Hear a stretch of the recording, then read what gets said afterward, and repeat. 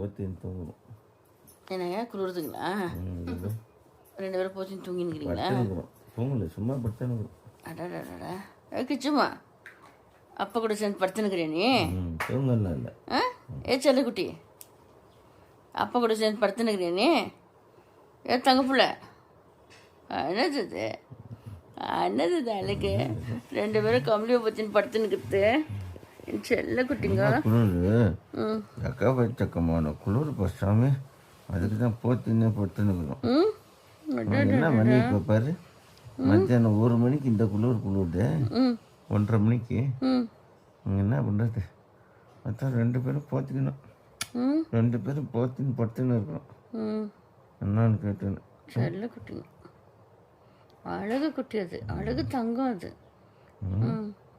கம்பளி பற்றின்னு படுத்து வெளியே ஓடினாரு, போகிறதுக்கு வழி இல்லாமல் ஓடியான்ட்டார்.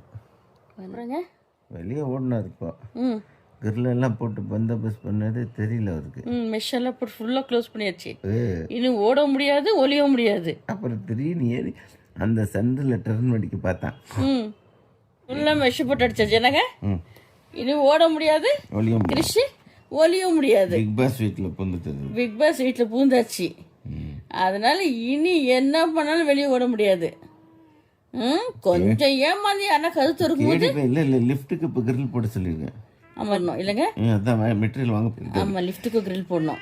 இல்லைன்னா யாரும் லிஃப்ட்டில் திறந்து வரும்போது டக்குன்னு லிஃப்ட்டில் ஓடிடணும்.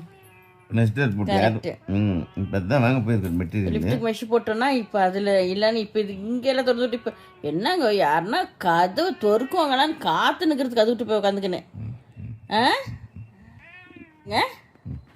யார் கதவு திறக்கிறாங்களா, யார் ஏமாந்து கதவு திறக்கிறாங்களான்னு குட்டு குட்டு குட்டுன்னு ஓடுறது. ஆட்டமெல்லாம் நின்று போச்சு, ஆடுற ஆட்டம்லாம் என்ன ஆட்டம்.